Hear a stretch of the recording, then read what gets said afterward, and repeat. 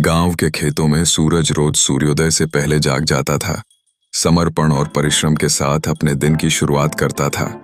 उसकी सादगी में गहराई थी, लेकिन उसके हृदय के भीतर एक विशेष प्रेम की लहर तड़प रही थी।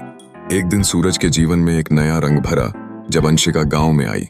उसका व्यक्तित्व, उसकी मुस्कान, सब कुछ अनोखा था। उसने सूरज के दिल में रजाई की तरह गर्मी भर दी। तालाब के किनारे पहली बार मिले सूरज और अंशिका ने एक दूसरे की आंखों में जो देखा वह आत्मा तक पहुंच गया। उनकी शर्माई हुई मुस्कानें और आमने सामने होते हुए हृदय की धड़कनें, जैसे उनके बीच एक अनकही कहानी बुनी जा रही थी। धीरे धीरे प्राकृतिक संबंध गहरा होता गया। सूरज ने अंशिका को खेतों की हरियाली और गांव की सुंदरता से परिचित कराया। जब वह उसके साथ समय बिताती, उसकी आंखों में चमक आ जाती थी। लेकिन प्रेम की यात्रा में कठिनाइयां भी आती हैं। अंशिका का शहर लौटना जरूरी था। उसके माता पिता ने उसकी शादी के लिए एक ऐसे लड़के का रिश्ता तैयार भेजा था जिसका धन दौलत में कोई मुकाबला न था।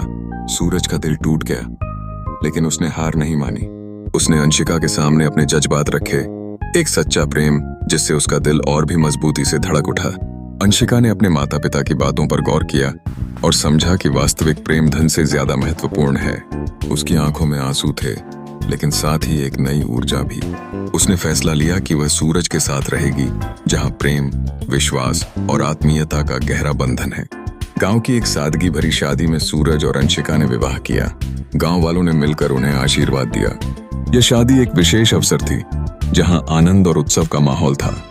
सूरज और अंशिका एक दूसरे के सपनों में भागीदार बन गए। अब वे एक नए जीवन की शुरुआत कर रहे थे, जिसमें सच्चे प्रेम का महत्व समझा गया था। इस प्रेम कहानी का सार यह है कि सच्चा प्यार धन और दौलत से नहीं, बल्कि दिल की नेक भावनाओं से परिभाषित होता है।